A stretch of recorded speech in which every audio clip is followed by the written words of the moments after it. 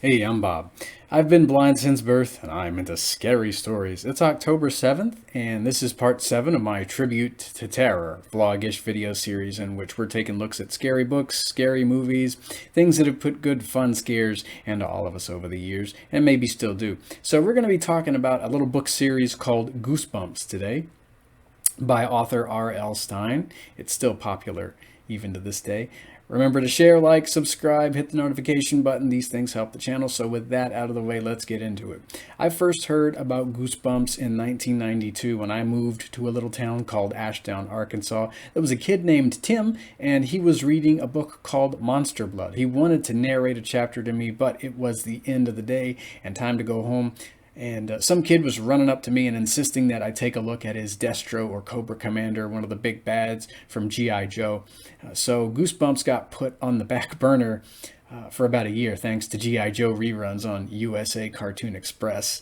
And my fourth grade teacher, Miss Rogers, she would have students narrate the little blurbs out loud in the Scholastic book orders one Friday out of the month. And it was early October, and the latest Goosebumps novel, there was a little blurb in one of those book orders, and somebody had just got done narrating it, and I'd asked my teacher if she thought they had those books on audio or in Braille. And this was a teacher who brailled out an entire Teenage Mutant Ninja Turtles novel. Well, not a novel, one of the little, I guess one of the shorter books for kids to read. And she did it all on her free time before school started, probably while workshops were going on, while she was setting up her classroom. I never knew how the heck she managed to get it done. And but I thought she had connections. I thought she knew folks. So I did pose some questions about audiobook availability.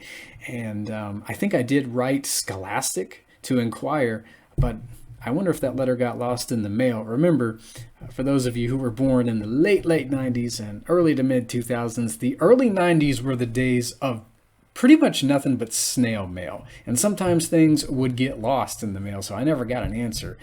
And they did not make very many Goosebumps books on audio. I did find a few years after, but they were abridged. They were produced by Walt Disney Records. There were about 6 of them. I gobbled them up when they were released, but that was about it. And if you wanted a Goosebumps book in Braille, that would have ran you about $25 to $35 per book. So I did own one or two, but a couple of students, they would narrate their own copies of these books during free time or during recess. I had a buddy named Wade, and he narrated Monster Blood 3. It took us about a week to read that. I knew a girl named Emily Ann, and I believe we checked one book out from the library. We read Monster Blood 2 during free time. So I would find ways to have these books narrated to me. My grandma, she narrated Piano Lessons Can Be Murder. She recorded it on maybe 2 cassettes. And so I would listen to that thing until the tape just got worn out. And funny thing about that one, I remember thinking that the guy who played Dr. Vink on Are You Afraid of the Dark, another series we're going to get around to this month, I thought he should play the main antagonist if that book ever got turned into a movie or a TV show. And yes, Goosebumps did get turned into a TV show that aired every Friday on Fox Kids. We got episodes based on quite a few of the books. So I might not have gotten to read about certain situations, certain books, but I did, get to see brief little surveys of each book, or quite a lot of the books, because each episode was based on a book. You had episodes based on Cuckoo Clock of Doom, The Haunted Mask, and The Haunted Mask 2, Werewolf Fever Swamp, some of the Monster Blood books. I don't know how many seasons there were, but I want to say there was probably close to 100 episodes.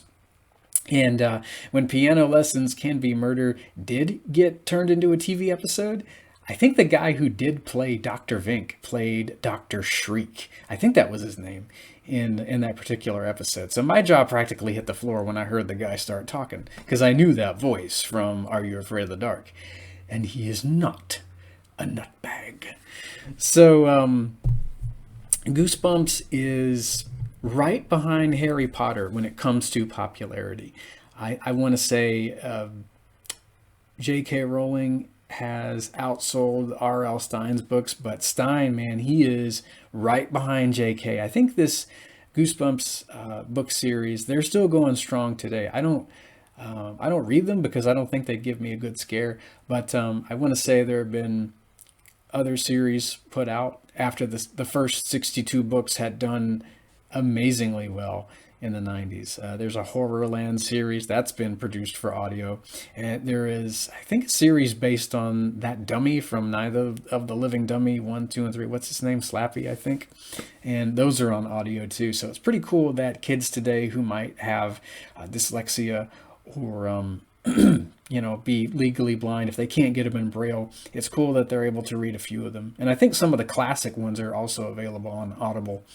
So, and I like his style of writing. Stein would always end each book, or each chapter rather, each chapter on a cliffhanger. So you get done with one chapter, you'd move on to the next one. Then that would end on a cliffhanger. Then you move on to the next chapter. Before you knew it, you were done with that book, and then you were jonesing for the next book to come out. So R.L. Stein reminded me of the way Charles Dickens would release each chapter in his books, when Dickens would publish each chapter in newspapers way back in the day.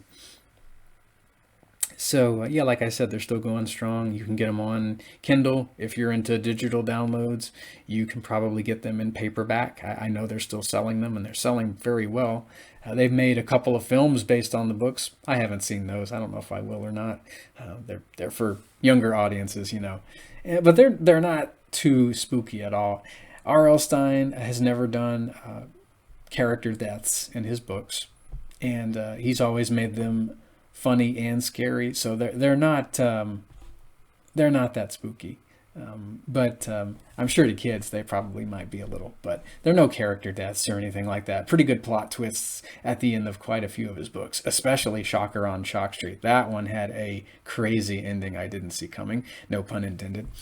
So that'll do for the Goosebumps series survey. I wish I had more time to go into some of my favorite books. Maybe one of these days we'll get into that. But next time we're going to be talking about a little franchise called Resident Evil. That's one of my favorite franchises, my most favorite franchises of all time. So be here for that. The admonition for today will be to stay out of the basement. You see what I did there with the title of one of the books? Ha ha ha. So have a scary day, as R.L. Stein was known to say back in the day. And I will hear you guys in the next video.